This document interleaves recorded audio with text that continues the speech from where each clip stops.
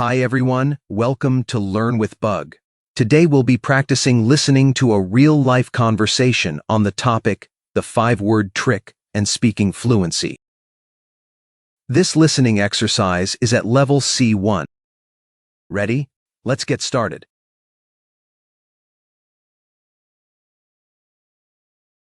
So you've been at this for what, 6, 7 years now? And you still feel like something's missing? That's the thing. By every metric, I should sound fluent. My vocabulary's extensive, my grammar's accurate. But when I listen back to recordings of myself, I sound mechanical. Mechanical. That's an interesting word choice. Can you be more specific? Like each sentence is its own island. There's no flow between ideas. Native speakers kinda glide from one thought to the next, and I don't. You've identified something really precise there. What you're describing is discourse-level fluency, and it's often the last thing learners crack. Discourse-level fluency? Is that different from regular fluency? Word-level and sentence-level fluency is what most people work on. Pronunciation, grammar, vocab. But discourse-level is about how you stitch ideas together. The connective tissue of conversation. So things like transitions? Having said that, what's interesting is building on that. Exactly those kind of chunks. And here's where the 5-word trick comes in. Instead of learning isolated words, you learn these prefabricated 5-word phrases that native speakers use reflexively. Reflexively, meaning without thinking? Right. Things like, at the end of the day, to be perfectly honest, I wouldn't go so far as to say.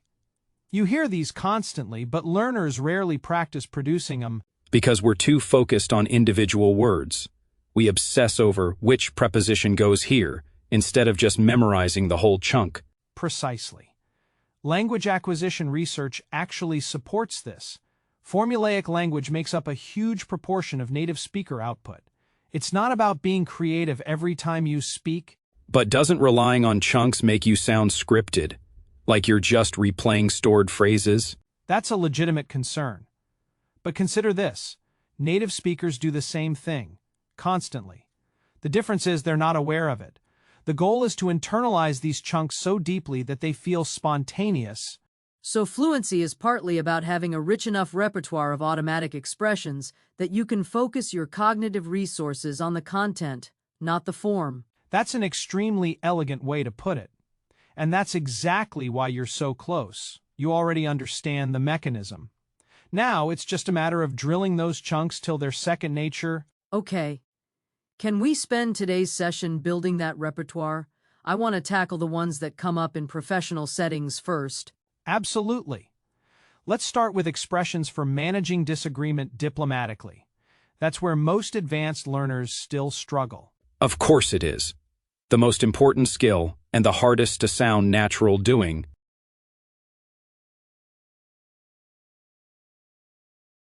So you've been at this for what, 6, 7 years now? And you still feel like something's missing? That's the thing. By every metric, I should sound fluent. My vocabulary's extensive, my grammar's accurate. But when I listen back to recordings of myself, I sound mechanical. Mechanical. That's an interesting word choice. Can you be more specific?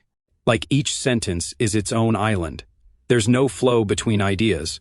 Native speakers kinda glide from one thought to the next, and I don't. You've identified something really precise there. What you're describing is discourse-level fluency, and it's often the last thing learners crack. Discourse-level fluency? Is that different from regular fluency? Word-level and sentence-level fluency is what most people work on. Pronunciation, grammar, vocab. But discourse-level is about how you stitch ideas together. The connective tissue of conversation. So things like transitions? Having said that, what's interesting is building on that. Exactly those kind of chunks.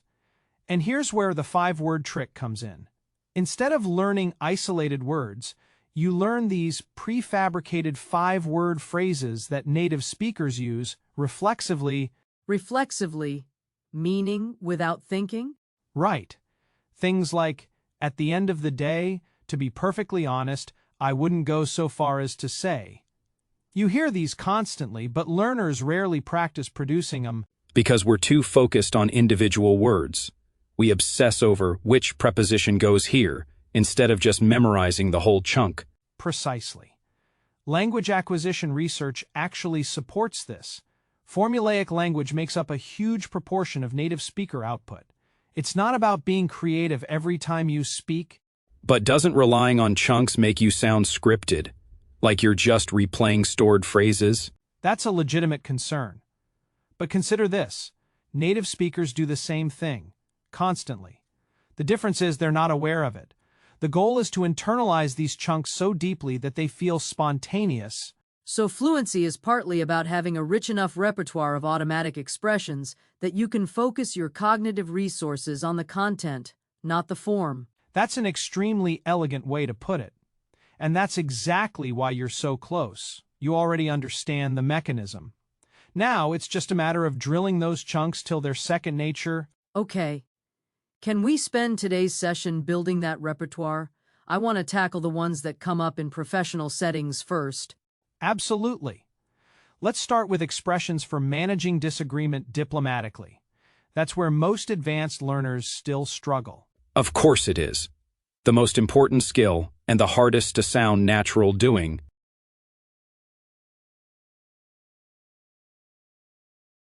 So you've been at this for what, 6, 7 years now? And you still feel like something's missing? That's the thing. By every metric, I should sound fluent. My vocabulary's extensive, my grammar's accurate. But when I listen back to recordings of myself, I sound mechanical. Mechanical. That's an interesting word choice. Can you be more specific? Like each sentence is its own island. There's no flow between ideas. Native speakers kinda glide from one thought to the next, and I don't. You've identified something really precise there. What you're describing is discourse-level fluency, and it's often the last thing learners crack. Discourse-level fluency? Is that different from regular fluency? Word-level and sentence-level fluency is what most people work on. Pronunciation, grammar, vocab. But discourse-level is about how you stitch ideas together. The connective tissue of conversation. So things like transitions? Having said that, what's interesting is building on that. Exactly those kind of chunks.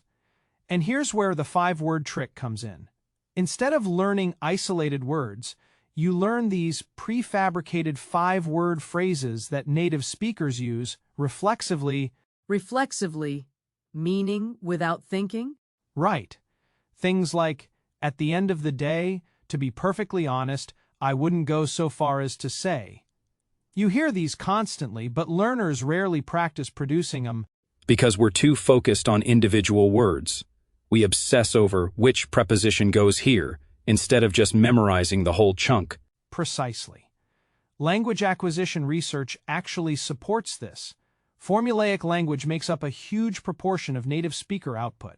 It's not about being creative every time you speak. But doesn't relying on chunks make you sound scripted, like you're just replaying stored phrases? That's a legitimate concern. But consider this. Native speakers do the same thing, constantly. The difference is they're not aware of it. The goal is to internalize these chunks so deeply that they feel spontaneous. So fluency is partly about having a rich enough repertoire of automatic expressions that you can focus your cognitive resources on the content, not the form. That's an extremely elegant way to put it. And that's exactly why you're so close. You already understand the mechanism.